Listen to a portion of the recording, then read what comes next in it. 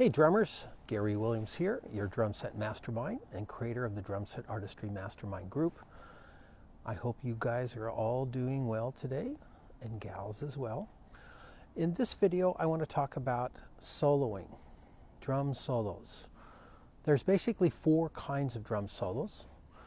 The first kind is fills, and they can be short fills to long fills, and at some point, maybe after 2 bars, probably at least by 4 bars of playing some kind of a fill, it's either a long fill or a short solo.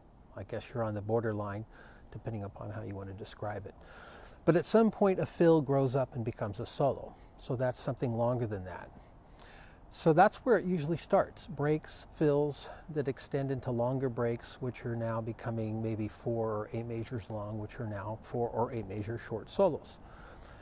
The next type of soloing would be the kind of soloing associated with jazz drumming, which is what we would call trading 4s or trading 8s or 12s or 16s, or even finally playing over the entire form of the tune.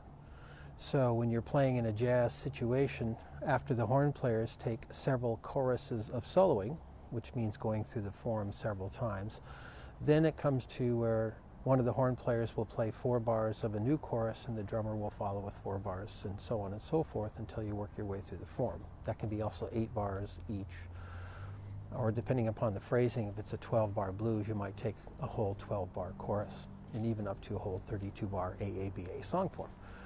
The third type of soloing is the soloing over a vamp.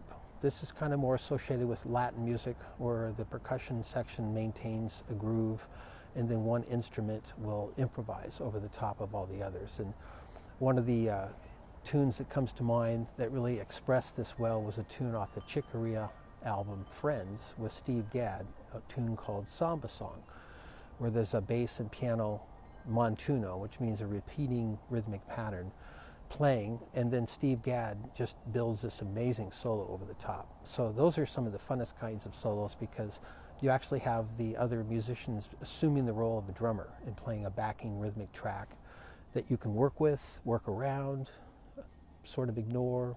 Anyways, there's all kinds of ways you can solo over a vamp. And then the last type of solo is the ostinato, or the big extended drum cadenza, kind of like, think Neil Peart of Rush, and then his epic solos, or other drummers that I used to go see who would play these massive solos. One such drummer that impressed me way back was a drummer named Barry Moore Barlow. Many of you may not be familiar with this guy, but he played drums for Jethro Tull. And that guy was just an incredible soloist. And there's been many more that I've watched at some of the big arena rock concert shows. And of course, none of us can forget about the great Buddy Rich, who probably epitomizes the drum cadenza or the epic drum solo. So those are the overview of just some of the different ways you can think about soloing. One of the books I used to help me develop my soloing was a book by Steve Houghton called The Drumset Soloist. And it had you soloing in different styles and at different lengths and in different ways, and it was a very cool book. And I've always enjoyed solos. I was made to do a drum solo in my 8th grade jazz band, only having played the drum set for a year and a half, but that was tradition for jazz, and it actually fortunately worked out very well. So ever since then, I've always gotten way deep into soloing.